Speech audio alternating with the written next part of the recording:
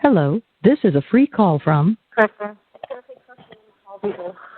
An offender at the Chillicothe Correctional Center. This call is from a correctional facility and may be monitored and recorded. To accept this free call, press 1. To refuse this free call, press 2. If you would like, Thank you for using Securus. You may start the conversation now. Hello? Hi. Hi, Miss Erin. How are you doing today?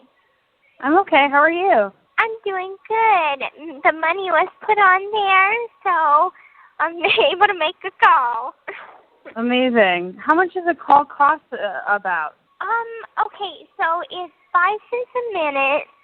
So, like a 15-minute call would cost, I'd say, like 75 cents or something. But unlike county or unlike Vandalia, it doesn't cut off after 15 minutes. So I kind of lose track of time. Nice. How was your weekend? You had some time off, right? Yeah, I got my days off. It was good. I went to Zumba, and my abs hurt so bad. I was kind of bad at it, but I think I'm starting to get the hang of it. It was fun, though, because I have a friend. It was like a partner thing where you bring your best friend or whatever, and you do exercises together. So me and her were doing different exercises, and then the next class was Zumba, so we stayed for that. So I'm like, and I'm at my goal weight, which in county, I ballooned up to 114 pounds, which is like really heavy for me. And then whenever I finally got here and started exercising and eating better food, I'm at my goal weight, which is 105. But you're so skinny, so when I saw you, you were around like whatever that weight was, but you looked healthy. Yeah. Right? Or just it was too much for you? I think it was a little too much for me. Just I had started to get like a pooch in the belly. Oh my God. Yeah. That's so funny. But as I started, moving around, because in county all I did was sleep, or we didn't have any exercise, and whenever we went out to the day room, you have to sit down. So there was no movement. Right. So finally, as I evened out, and I'm at a normal weight for me now. Good. Yeah. Who is your friend that you're getting along with? Her name's Rachel President.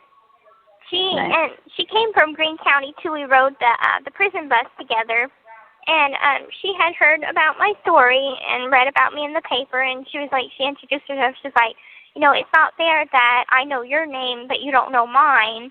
And she told me her name, and we started talking, and we made friends. And she's kind of been the one that I've been able to talk to if my feelings are, I'm having a hard day, or I'm kind of down or something, and I just need someone to talk to.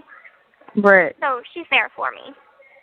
That's good. And it's like you're with a friend and you're exercising. It's like sort of these aspects of normalcy. Right. Yeah. And she's given me a couple pen pals and friends to call on the outside. So it's like, she's like, if you need anybody to Google anything for you, call my friend Chris or whatever, and he'll Google it for you. So she gives me contacts so I can, have access to you can ask me to Google stuff too. Okay, awesome. Awesome. I'm on Google all day long. Awesome. Well, I was upset that our phone call got cut short in the middle of such a,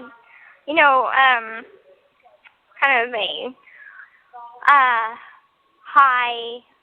not high stress, but deep conversation. Emotional. Yeah, deep conversation. But did you think of any other questions that you might need? Well, I always have questions. Hey, Gary, the dog's barking. There's a fly in the room. He says hi. He's a Jack Russell. He's very old. Hi, shush. Gypsy says hi. Will you chill out? And so basically, why did you guys have a BB gun in the house? What was it used for? And, because I remember you were telling me and that basically she was starting, like, basically when you first started running away, like, the behavior changed. Right. And she began to implement physical punishment. And so why did she have the BB gun in the house? Like, what was the reason for having it? The BB gun was just mainly for protection's sake. You know, a lot of our neighbors were concerned about us just being alone, you know, not having a man in the house to protect us. So they talked her into, you know, buying a BB gun for protection. And at Walmart, the BB guns that they have, they look like a real gun. But they are just a BB gun. And so we had it, and she was doing some target practice one night, and she set it on the table. And then whenever we began to argue, and she found my bag that I was going to run away, she took a step toward me, and I was afraid that she was going to hit me. And, you know, it was just a threat. I never would have pulled the trigger or anything on her. But I know that it really hurt her feelings that I threatened her. And I felt so horrible about it afterwards. You know, I broke down crying. I'm like, I'm so sorry, and I won't ever do that again. And, you know, I just basically fell back into I'm going to do whatever it is you asked me to do. I'm going to listen. I'm going to be a good girl. I won't try and run away again, you know, things like that. And, you know, anytime I started to show more adult behavior or thinking like an adult or thinking of running away or anything, she would threaten me with, you know, you tried to kill me, you know, and I'm going to call the police and get you arrested for attempted murder. So that was... So what would happen, like, what would happen after she would be, and if you don't want to talk about it, it's okay, but, like, after she would be physically abusive, like, would she act soft afterwards or, like, you know, try to, like, you know, how did she sort of talk to you about why she was hitting you? Basically, after say, if I said something wrong and she would hit me, it would be that she'd go in my room and smash my things, or, you know, she'd say different things to me like, you're a slut, you're evil, I should have had an abortion when I had the chance, you know. It was really taking cheap shots at me. And then afterwards of me submitting and, you know, basically begging her to not, you know, be that way, you know, don't act that way towards me because it didn't used to be that way. And so, I mean, a week would go by and she wouldn't speak to me. She wouldn't cook. I didn't know how to cook, so basically I would try to find things in the pantry to snack on that didn't involve cooking. So it was a really hard time because her body would just shut down. It's like her whole depression would kick in, and then she would make me feel guilty about it. What do you think she was depressed about? I think it was just the whole situation of us fighting and us arguing. I know that she had mental issues and she struggled with depression, but she wasn't on medication for it. And I would try and cheer her up, and, you know, I would go back into that mindset of, you know, I'm your baby girl, I love you, you know, I'll cheer you up. I know I did wrong, but I'll do better next time. You know. Do you think that she was manipulating you, or do you think that her depression and her sort of mental issues were real? Or could it be both? I think it's both. You know, I think she would do things like, for example, all right, this is after we met Nick at the movie theater. And I had talked him into calling her and being like, you know, I really enjoyed meeting y'all, you know, trying to get them both acquainted. And she was like, she had bought this Barbie doll for me. And she was like, I want you to call him and tell him you want nothing to do with him. And afterwards, you know, she really sort of manipulated me into doing that. So I did that. And afterwards, she gave me the Barbie doll. So it's like she already knew that I'd paid in and given to what she wanted. So she already had a reward for me. Right. So I think, really, I don't think that she ever thought that I would stand firm on, you know, something that I wanted. But what, with you getting older, what was her plan, or do you think she didn't have one for, like, how you guys would continue to live together? I think her plan was just that our lives can continue like it did whenever I was younger, and things were simpler, and I didn't know much back then. Where it was like, you know, she took care of me, and I took care of her, and we would just stay in our little house, watch movies, you know, we would do fun things together, and our life was like almost a fairy tale, because we would go to Disney World. You know, she was like the perfect mom in my eyes, and all that changed.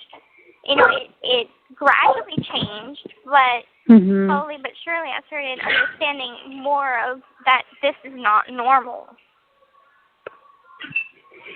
It's not normal. I mean, like, it was, like, not normal because you just never were allowed to have friends. Right. And, like, that was the thing. It was, like, you know, it got to a certain point where it's the overprotectiveness just didn't make any sense anymore. Right. Because I'm like, you know, lots of other girls my age could have a computer, and it's no big deal. Not, you know, why am I the only one that a Facebook account is so forbidden, and, you know, talking to other people is so forbidden? You know, then it became, like, something that was almost like a crime, and that's just odd, because even Mia has a Facebook, you know, and she's 15. Right. And now, I mean, it was like, now thinking about it, it's basically she didn't trust you with the information that you could walk. Right.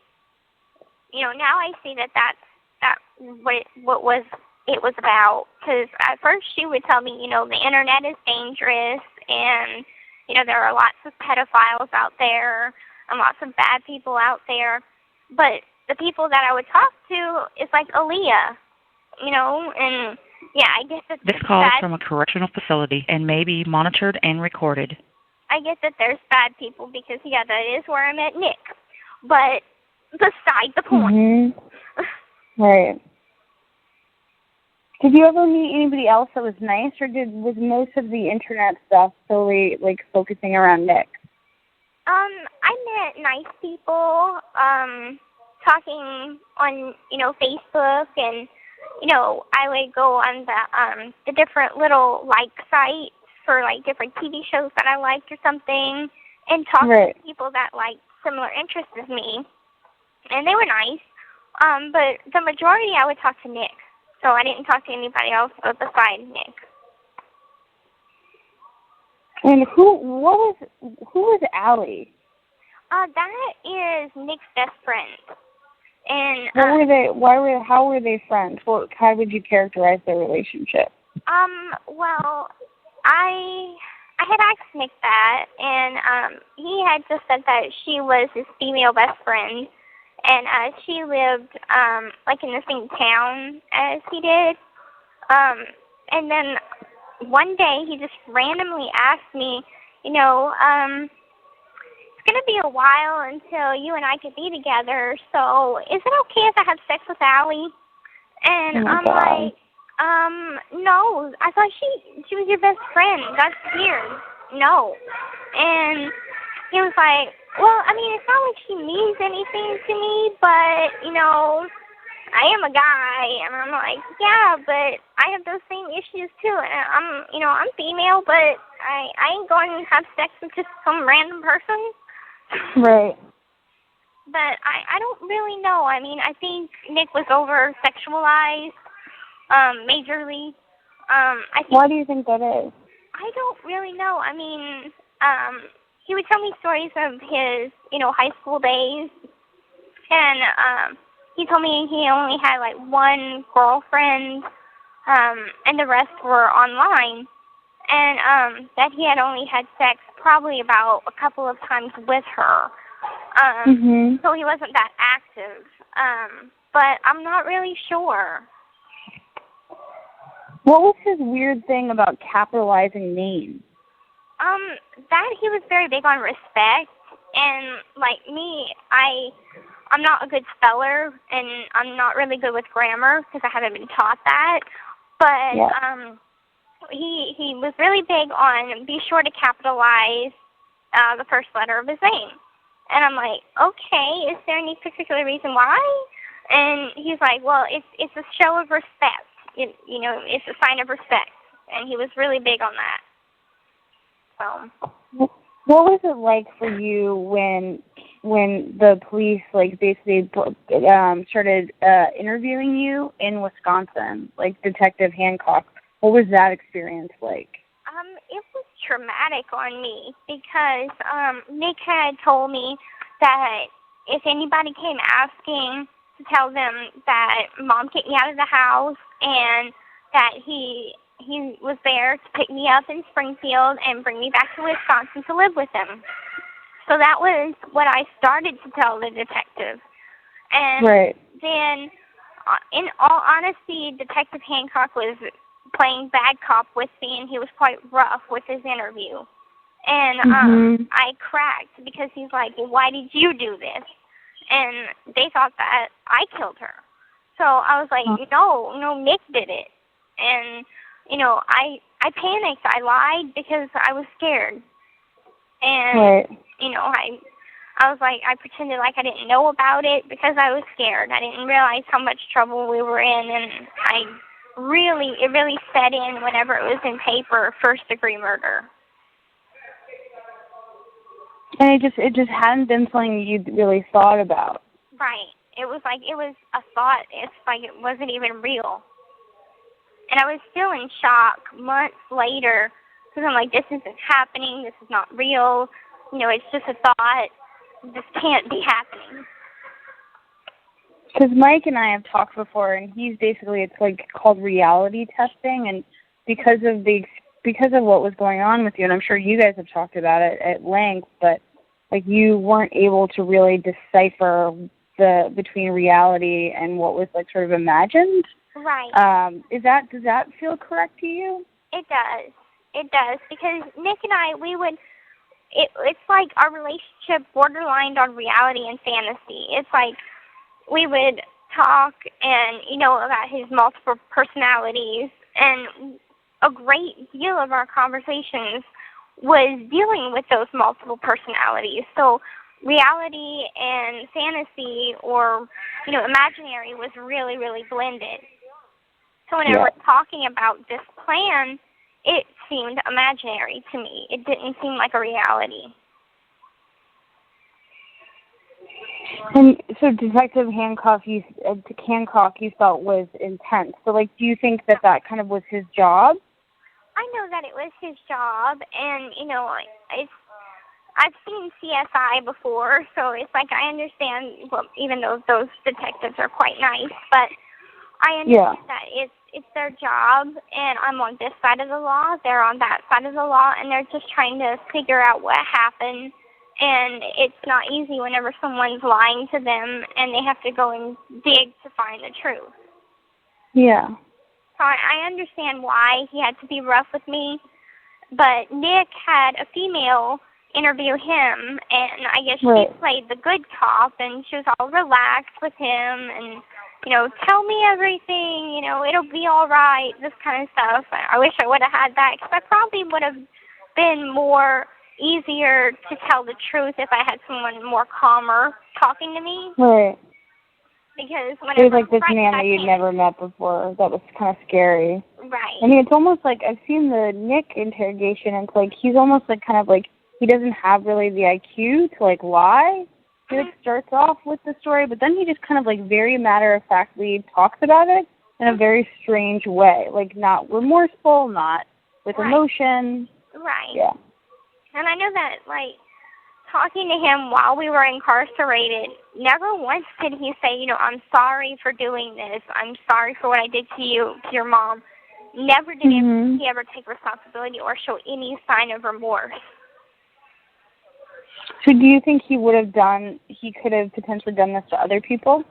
I really think he could have. And I think that I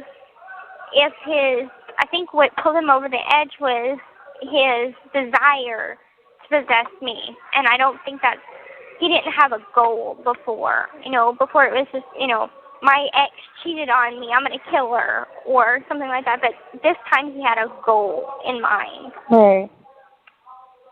But do you think he is mentally ill?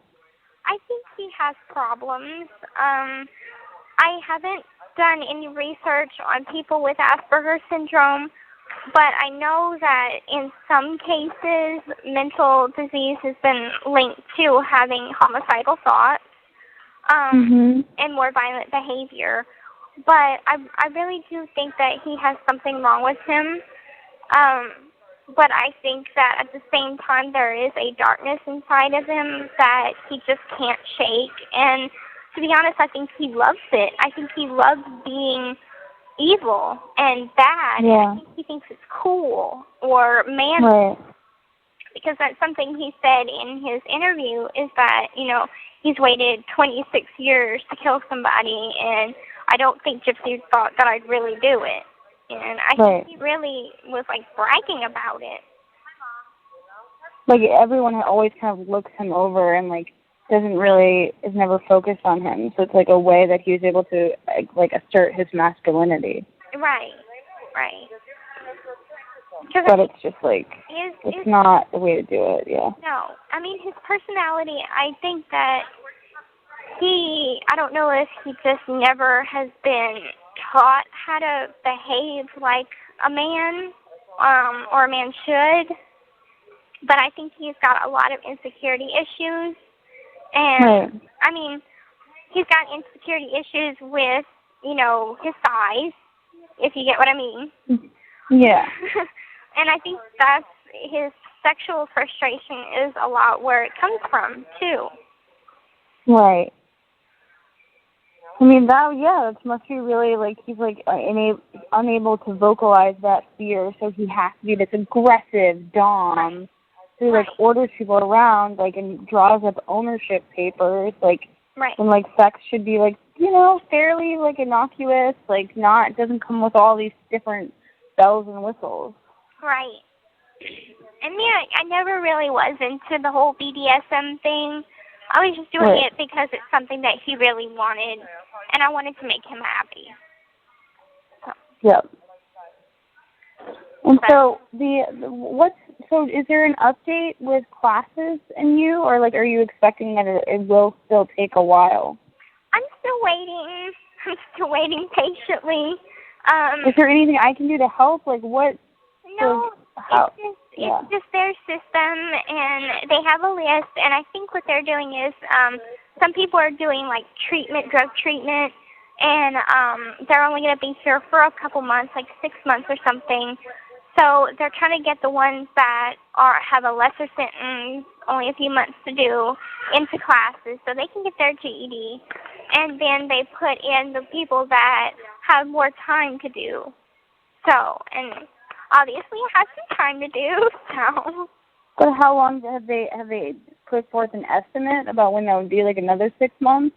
I'm not sure. What I'm going to do is go to the caseworker and I can ask that question. To know how long it's going to be, because once they put me in classes, my work schedule will change. Instead of coming in to work at 2 o'clock, I'll come in at 4. So I'll be getting 2 hours of school and 4 hours of work. Yeah, because I don't want them to just use you for work. It's like about getting an education. Like it's been something you've lacked your whole life. I know, but. You know, at least I get paid for the work that I do. It's not a lot. I get paid $7.50 a month, and so I mean, it's just I guess to give back and show people the prisons that I am capable of working and holding a job on the outside. But I have signed up for classes such as, ICVC, which is Victims Impact. So they have different victims come in and talk and different things like that. I'm going to see if I can get into that puppy program, so I can do that. Yeah, like puppies I want for that. parole. And I want to see pictures of that. I know. They have beautiful dogs here. They have huskies. I love huskies. Amazing. Yeah. So that's all things I want to do, but all things that I think take time. Okay. Well, I mean, obviously, I respect that the basically Chillicothe has their own way of doing things. I just from one person, it's just I think it's really important. As you know, to your future, and it's just like about like basically like you having other things to think about, like what in your brain during the day, like what are things that you can sort of like have in your imagination that will keep you happier. Yeah. I usually just, go out to the yard and I take my CD player with me, and sometimes I just like to be alone and have peaceful time where I can just soak it all in. And in a sense, I think about that, yes, I am in prison, but this is a lot of freedom that is new to me, and it's a lot of freedom that I like. And it's sort of the waiting room to the doctor's appointment in a metaphor, and the doctor's appointment meaning, going home. So I'm kind of in a waiting room right now of, going home, but it is like almost there. I still got some years, but it's almost there. I walked out of the Wisconsin jail door. I walked out of the Greene County jail door, and I'm going to walk out of these prison doors. Definitely. And it's going to be the last doors that I walk out of in a type of struggle. So. Most definitely. I do find peace here. I do find I'm finding myself. I'm finding my voice. I just stuck up for a friend yesterday because they were all calling her a snitch and stuff. And I'm like, she's not a snitch, and if you want her to say things like that, will you show me the paperwork? Yeah. So I'm like starting to find myself, and I'm starting to realize that even though I am shorter, people get onto me about being smaller and having a higher pitched voice, and I'm like, you know what? It doesn't matter because I am me, and that makes me me. So. And you're very tough, as your life has shown. Yeah. But anyway, do you have any other questions? Well, I just think that I'll probably always have a couple of questions. Do you? How about you want to just chat in a couple of days? Okay, that sounds good. You think of some more wonderful. questions, and I'll call back in a couple of days. Maybe I'll have something new to talk about. I would love that. Thanks so much for calling, Gypsy. You're welcome. You have a good day. All right. Bye-bye. You too. Bye.